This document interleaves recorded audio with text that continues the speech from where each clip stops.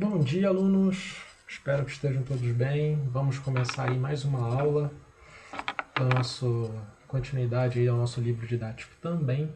Aula 8, Potencial elétrico e superfícies equipotenciais. Já adianto que essa vai ser uma aula um pouquinho complicada, então peço que vocês, por favor, prestem bastante atenção e qualquer dúvida que vocês venham a ter, pause o vídeo e reflita, busque a solução e se mesmo assim ainda fica confuso, me pergunta no sala de aula, beleza? Então vamos lá, se prepara aí e vamos começar. Ok, galera, potencial elétrico que nós vamos representar pela letra V maiúscula. Pessoal, potencial elétrico é a medida associada ao nível de energia potencial de um ponto de um campo elétrico quando eu colocar uma carga Qzinha de prova nesse ponto, dividido pelo valor da carga que eu coloquei. Beleza? Eu sei, meio confuso, tá? Calma que a gente vai, vamos continuar a explicação aqui e tentar elucidar isso aí. Galera, energia é uma grandeza escalar, então o potencial elétrico também será uma grandeza escalar, ok? Se ela é escalar, ela pode ser positiva ou negativa.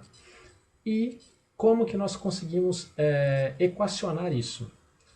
Através da seguinte expressão: o potencial elétrico é a energia potencial elétrica dividida pela carga de prova que você introduziu no sistema. Ou seja, o potencial elétrico num ponto qualquer, ou seja, num ponto qualquer dessa região de campo elétrico, é definida por essa expressão. E a unidade é energia é joule, carga, coulomb, joule por coulomb, que foi em homenagem, ao volta, então foi batizada, joule por coulomb foi batizado de volt, beleza? Então, se liga nesse desenho aqui que eu espero que fique bem claro essa definição. Ok, galera, presta atenção nesse desenho. A gente tem uma carga fonte, ou seja, a nossa carga geradora, positiva, ok? Ela vai gerar um campo elétrico de afastamento, ou seja, que aponta para fora. E aí você coloca uma carga Qzinho, também positiva, numa região próxima à carga fonte. Aí o que você faz? Você solta essa carga, beleza? Pois bem, como essa carga está nessa região de campo elétrico, vai surgir uma força elétrica, uma força de repulsão. Quando você soltar ela, ela vai adquirir movimento. Ou seja, galera, olha só, você tem força e tem deslocamento. Se você é um aluno atento, você já captou que, opa, força e deslocamento, isso é trabalho. Trabalho é energia. Então, se esse corpo, ou seja, se essa carga que estava em repouso agora está em movimento, ela está o quê? Ganhando, energia cinética. E energia não se cria, Ou seja, ela está tendo energia de algum lugar. Da onde está vindo essa energia? Essa energia está vindo da energia potencial elétrica, como nós vimos na aula passada. Pois bem, galera, quando você coloca essa carga nesse ponto aqui, ó, no primeiro desenho, desenho de cima, só por ela estar neste ponto, ela vai o quê?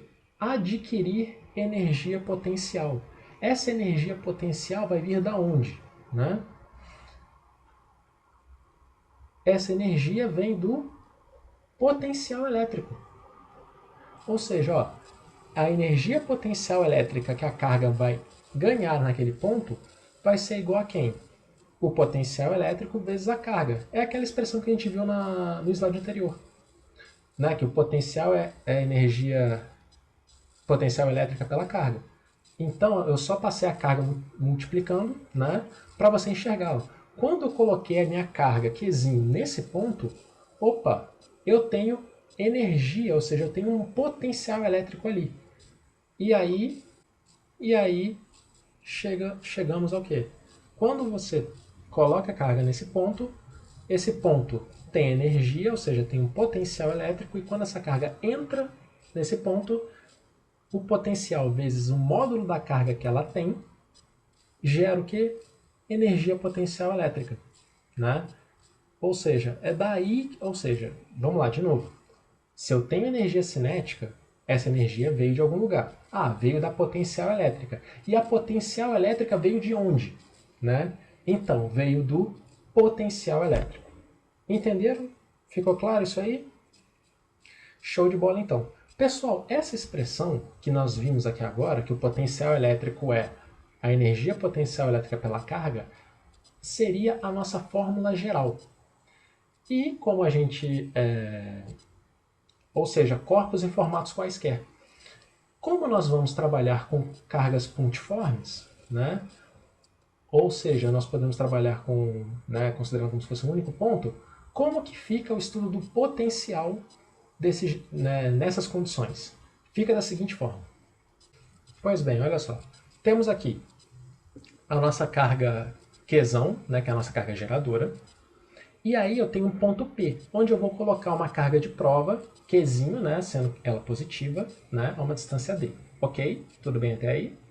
Pois bem, qual é o potencial elétrico que nós temos no ponto P, né, onde eu coloquei essa carguinha? Qual o potencial elétrico ali? Pois bem, vamos substituir a fórmula. A nossa fórmula geral não é que o potencial elétrico é energia potencial elétrico pela carga? No caso, a carga que você colocou, a carga de prova. Então, vamos substituir. Energia potencial elétrica, nós vimos a fórmula na aula passada. Constante eletrostática vezes carga, né, carga geradora, carga de prova pela distância entre elas, dividido pela carga de prova. Opa, divisão de frações. Então, olha o que vai acontecer. A gente pode simplificar, né, a carga de prova. Ou seja, a carga de prova, o valor da carga, não influencia no potencial, né? Não influencia no valor do potencial elétrico. Ou seja, o potencial elétrico vai ficar sendo quem, então? Para cargas pontiformes. Constante eletrostática vezes o valor da carga geradora dividido pela distância entre quem? A carga geradora e um ponto qualquer da região, né? Tanto faz se ela tem uma carga ou não. Então, olha só, o potencial elétrico não depende da carga de prova Qzinho. Vai depender apenas da carga geradora Qzão. Beleza? Tranquilo, gente? Então vamos lá, vamos continuar aí, então. Então, galera, como que fica o gráfico da nossa expressão, né? Ou seja, temos a fórmula aqui, ó, potencial elétrico será constante eletrostática vezes a carga geradora dividida pela distância. Como que fica o gráfico, então, do potencial elétrico pela distância? Opa, Igor, por que V e D e não V e qualquer outra coisa? Porque, galera, constante eletrostática e valor da carga geradora são valores constantes. Então, ou seja, independente do que... vamos lá. Você pega um ponto vamos lá, a 1 centímetro e a 1 quilômetro. O valor da constante eletrostática e o valor da carga geradora vai ser alterado? Não. Então, ou seja, isso não vai interferir muito. Isso não vai interferir na nossa análise desse gráfico. Apenas que a distância da geradora ao ponto e o potencial elétrico. Como são grandezas inversamente proporcionais, significa que quanto menor a distância, maior o valor do potencial, e vice-versa. Então, olha só, no gráfico da esquerda, para cargas positivas, né, olha só, quanto menor a distância entre o ponto a ser analisado e a carga geradora, o potencial elétrico é altíssimo, ou seja, a energia é muito alta. E à medida como você vai afastando da carga geradora, esse potencial, essa energia, vai diminuindo, ou seja, você tem uma hipérbole aí, né? E quando a minha carga for negativa, mesma coisa, porém, como a carga é negativa, o potencial será negativo, né? Então a gente tem essa curva agora voltada para baixo. Beleza? Sem maiores problemas aqui, né, gente? Pois bem, e como sempre, né? Nem sempre é essa moleza toda. Geralmente você tem o quê? Mais de uma carga no seu sistema ao mesmo tempo. Então, como que fica o cálculo do potencial quando você tem um sistema com várias cargas, né? Galera, diferente do campo elétrico, o campo elétrico é uma grandeza vetorial, né? Ou seja, tem módulo, direção, sentido, né? O potencial elétrico é energia, ou seja, é uma grandeza escalar. Então, ou seja, a gente não precisa se preocupar com isso, né? Tipo, qual direção da energia? Não, não, não. É energia, ou seja, basta você saber o valor dela. Sendo assim, basta você fazer o somatório do potencial elétrico de cada uma dessas cargas. Ou seja, olha aqui a nossa figura. Nós temos o ponto P. Eu quero o potencial elétrico total no ponto P, sendo que eu tenho 4 cargas, né, Q1, Q2, Q3 e Q4, nessa região próxima. Né? Então, qual vai ser o potencial elétrico no ponto P?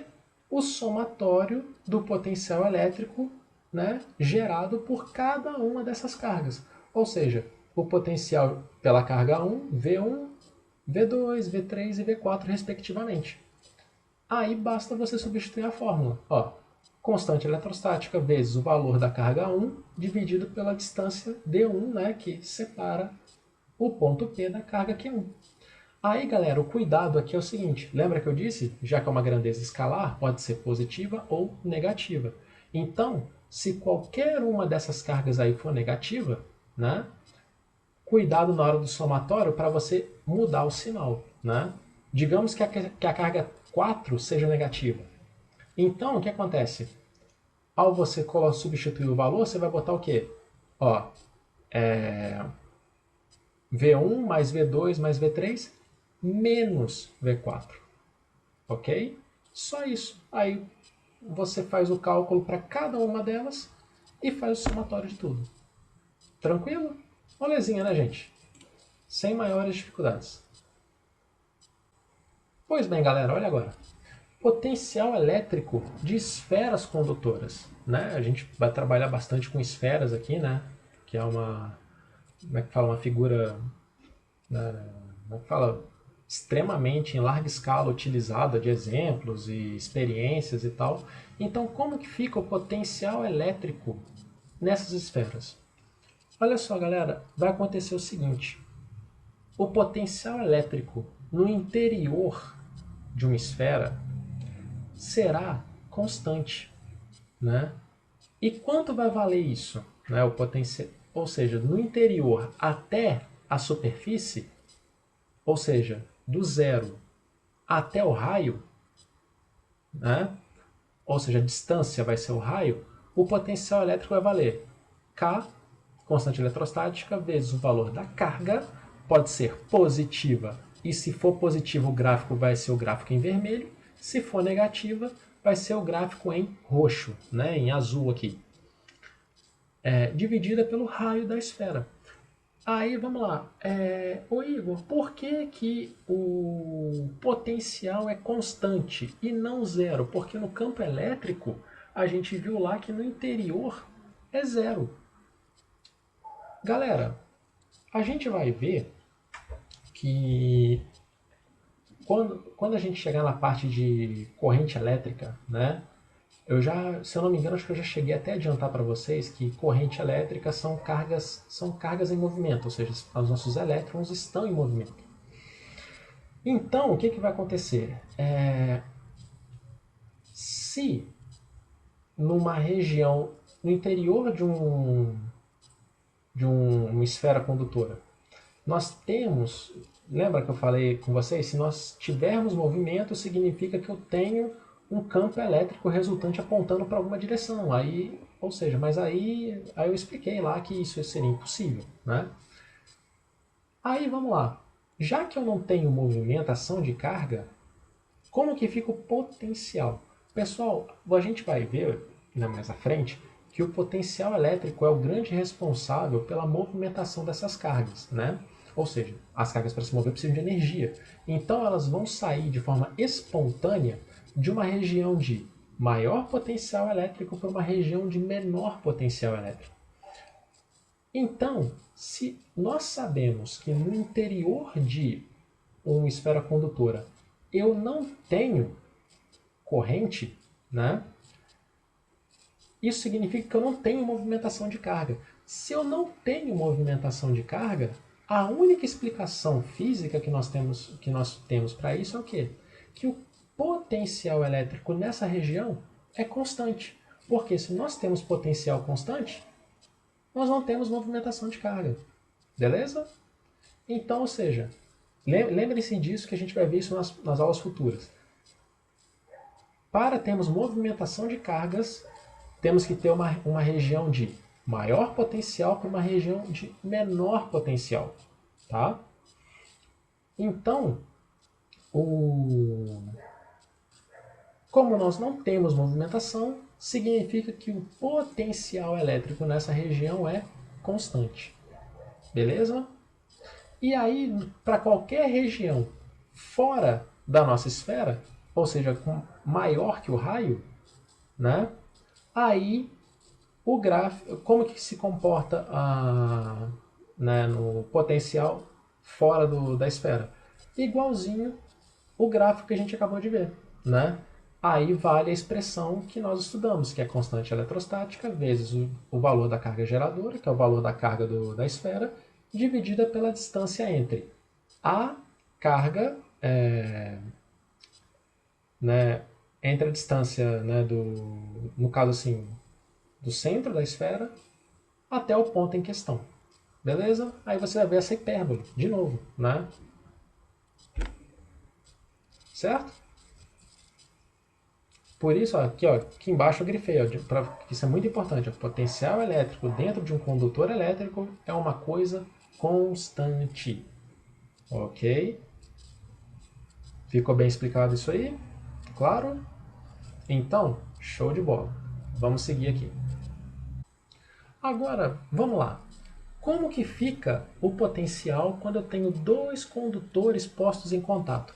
Galera, nós já vimos lá atrás, né, nas primeiras aulas que nós tivemos, quando nós temos eletrização por contato. O que acontece? Quando nós tocamos, seja as duas esferas ou ligadas por um fio condutor, o que vai acontecer? Teremos transferência de carga tal que vai atingir um equilíbrio eletrostático, sendo que não necessariamente terão o mesmo valor de carga. Isso só acontece se as duas esferas forem iguais, né? Aí então, beleza. Quando era carga, nós vimos lá atrás como é que fica. E com relação ao potencial, pessoal, olha só, na primeira figura nós temos uma esfera, né, temos a esfera azul e a esfera vermelha.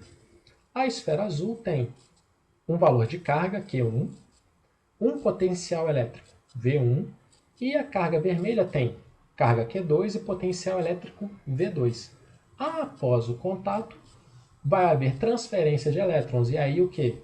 A esfera azul terá um novo valor de carga, que é o Q1 linha, a esfera vermelha terá um novo valor de carga, que é Q2 linha, porém, os potenciais elétricos que antes do contato eram diferentes, após o contato, o potencial elétrico é igual. Ou seja, após o contato, eu conectei com o fio, depois do contato eu tirei o fio fora, separei eles.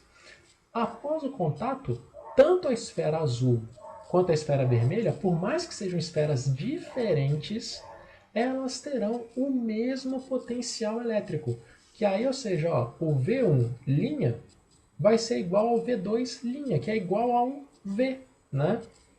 Como está na imagem. Q1 linha V, Q2 linha V. Ou seja, os potenciais elétricos são iguais. Se os potenciais elétricos são iguais, como que fica então? Vamos substituir pela expressão que nós sabemos.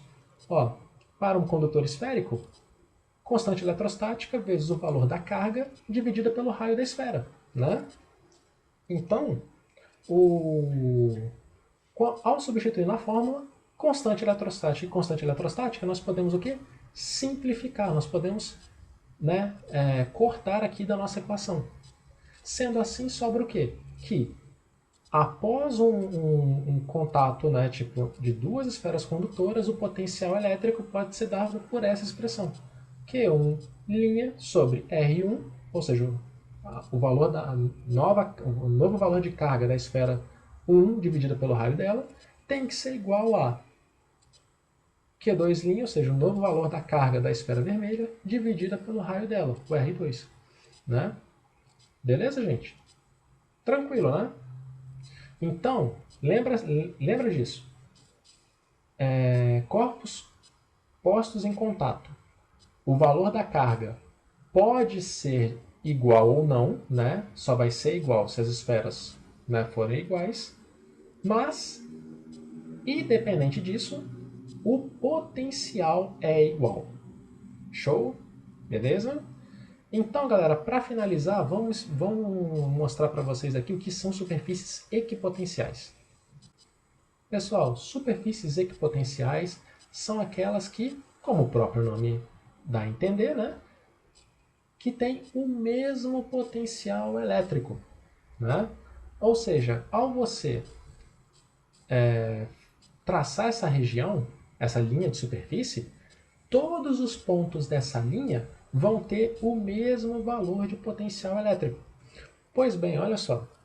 Quando nós temos uma região de... Aqui, ó, primeira figura. Nós temos uma carga positiva, então nós temos as linhas de campo, né, apontando para fora. Ao você, como se pegasse um compasso, né, abrisse lá a perna dele e fizesse um círculo com a carga no centro, todos os pontos desse círculo que você marcou estarão o quê? Com o mesmo potencial elétrico, ou seja, esse círculo que você traçou é uma superfície equipotencial. E aí, galera, a superfície equipotencial, ela sempre vai ter essa característica, sempre o quê?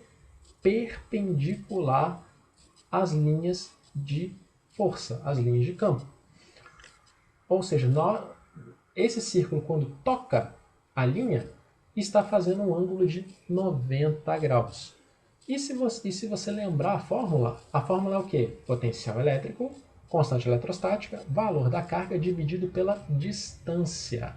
Então isso significa que quanto mais próximo da carga, ou seja, mais próximo da sua carga geradora, o potencial elétrico é maior. Ou seja, para superfícies equipotenciais que são cada vez mais afastadas do centro, né? Ou seja, cada vez mais afastadas da carga geradora, o potencial vai diminuindo. E galera, o potencial elétrico é sempre maior numa região que próxima de uma carga positiva.